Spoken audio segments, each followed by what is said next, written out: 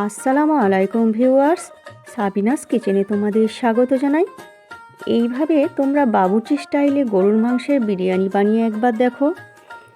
আশা করছি তোমাদের খুবই ভালো লাগবে এবং তোমাদের পরিবারের সকলেরও খুবই পছন্দ হবে। Let's go. Oh my God. Aha. Yes.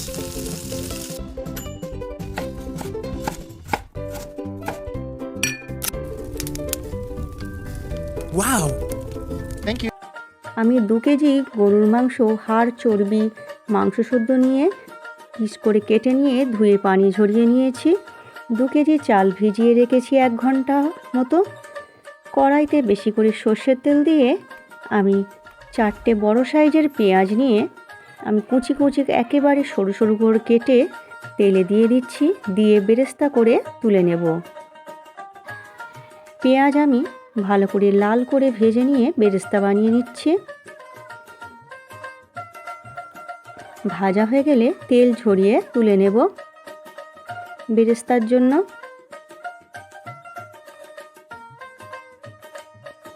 এরপর ওই তেলেই আমি বড় বড় পিস করে ডুমো ডুমো করে আলু কেটে জাফরান মাখিয়ে তাতে আমি পরিমাণ মতো লবণ দিয়ে আমি আলু উল্টে পাল্টে লাল করে ভেজে নেব। আমি এই আলুটা মিডিয়াম আঁচে ভেজে নিচ্ছি, ভাজাতেই অর্ধেক সেদ্ধ হয়ে যাবে। ভেজে আমি তুলে নিচ্ছি। এইভাবে তোমরা সমস্ত আলু ভেজে নেবে। একটি বড় জায়গায় বেশি করে পানি বসিয়ে তাতে বেশ কিছুটা লবঙ্গ তেজপাতা দিয়ে দিচ্ছি আর পরিমাণ মতো লবণ দিয়ে আমি পানি ফুটতে দিচ্ছি। ওই তেলেতেই আমি গোটা গরম মশলা আর তেজপাতা ফোড়ন দিয়ে দিচ্ছি। সব কিছু যখন লাল হয়ে যাবে তখন আমি 2টো বড় সাইজের পেঁয়াজ কুচি করে দিয়ে দিচ্ছি। লাল করে ভেজে নেব। লাল করে ভাজা হয়ে গেলে মাংস দিয়ে দিচ্ছি। মাংস দিয়ে পরিমাণ মতো লবণ দিয়ে দিলাম। আমি এখানে 2.5 চামচ লঙ্কা গুঁড়ো দিয়েছি আর দিয়ে দিচ্ছি 2 চামচ হলুদ গুঁড়ো। ভালো করে নেড়ে নিচ্ছি। আর দিয়ে দিচ্ছি আমি 5 চামচ আদা রসুন বাটা আর দিয়ে দিচ্ছি 4 চামচ জিরে বাটা। সব কিছু দিয়ে আমি ভালো করে মিক্স করে নিচ্ছি।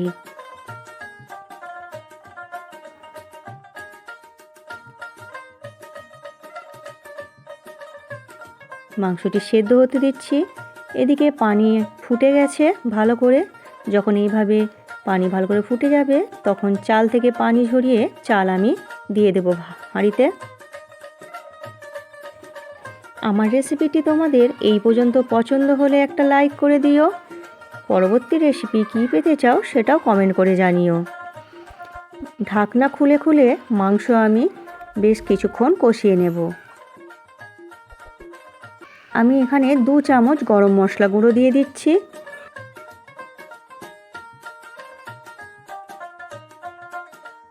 মাংস আমি ঢাকনা খুলে খুলে মাঝে মাঝে নেড়ে নেড়ে কষিয়ে নেব।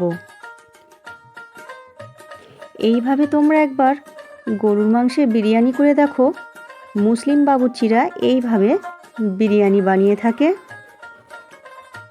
এদিকে ভাতটা রান্না হয়ে গেছে। আমি 80% সেদ্ধ করে নিচ্ছি ভাতটা। ভাতের ফ্যান ঝরিয়ে নেব আমি।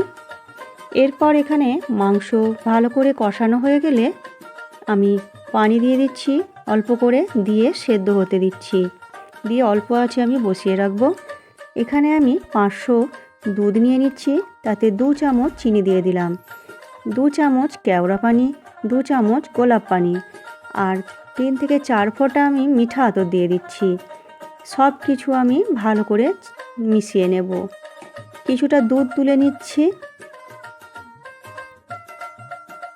এতে আমি 1 চিমটি ফুড কালার আমি এতে মিশিয়ে নিচ্ছি, মিশিয়ে রাখছি। আমি এখানে 200 গ্রাম মিষ্টি দই নিয়েছি। দই আমি ভালো করে ফেটিয়ে নিচ্ছি। ফেটিয়ে নিয়ে আমি দুধের সঙ্গে মিশিয়ে নেব। দিয়ে দুধ ভালো করে ঘেঁটে নিচ্ছি। এখানে আমার মাংস রান্না হয়ে গেছে। এই রকমভাবে আমি নামিয়ে নেব। এরপর একটি বড় হাঁড়ি নিয়েছি, তাতে আমি প্রথমে আলু ভাজাগুলো দিয়ে এইভাবে বিছিয়ে নিলাম। এরপর মাংস আমি ঝোল ঝরিয়ে দিয়ে দিচ্ছি, শুধু মাংসটা আমি দিয়ে দিচ্ছি। মাংস আমি সব দিক ভালো করে বিছিয়ে দিচ্ছি।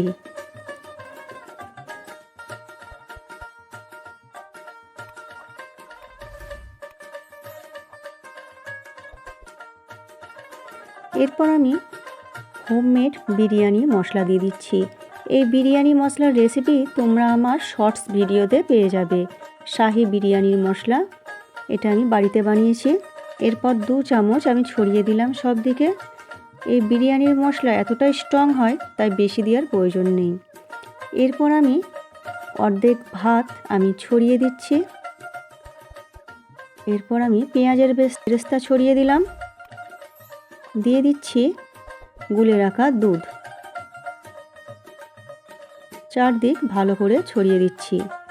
এরপর আমি ফুড কালার মেশানো দুধটি অল্প করে ছড়িয়ে দিচ্ছি। আমি ঘি ছড়িয়ে দিচ্ছি। এরপর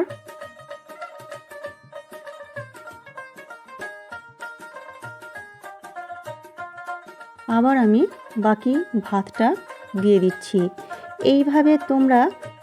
এইভাবেই তোমরা এই শেষ লেয়ারটাও পেঁয়াজের বেরেস্তা, ঘি, রং এইভাবে তোমরা দিয়ে নিও। আমার রেসিপিটি তোমাদের কেমন লাগলো কমেন্ট করে জানিও। ভালো লাগলে বন্ধুবান্ধবের মাঝেও শেয়ার করে দিও। সব কিছু আমি আগের মতোই ছড়িয়ে দিচ্ছি। এরপর আমি যে মাংসের ঝোলটা ছিল সেই ঝোল আমি চারিদিকে এইভাবে ছড়িয়ে দিচ্ছি।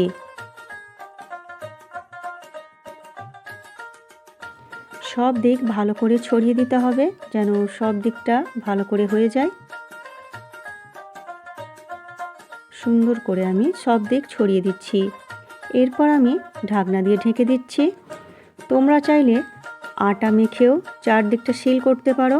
আমি এখানে একটা সুতির ওড়না নিয়ে 4 ভাঁজ করে ভিজিয়ে দিয়ে আমি এইভাবে ঢাকনা দিয়ে এঁটে দিচ্ছি। এরপর আমি আধ ঘন্টার জন্য লো টু মিডিয়াম আঁচে দমে রাখবো। দম থেকে তুলে এইভাবে এক পাশ দিয়ে এইভাবে উপর নিচু করে মিক্স করে তোমরা বিরিয়ানি এইভাবে যখন পরিবেশন করবে এইভাবে মিশিয়ে নেবে। নিয়ে এরপর গরম গরম তোমরা পরিবেশন করো। আমার রেসিপিটি যদি তোমরা ফেসবুক থেকে দেখে থাকো তাহলে ফলো করে দিও। ইউটিউব থেকে দেখলে সাবস্ক্রাইব করে পাশে থেকো। আমার রেসিপিটি শেষ পর্যন্ত দেখার জন্য তোমাদের অনেক অনেক ধন্যবাদ রইল।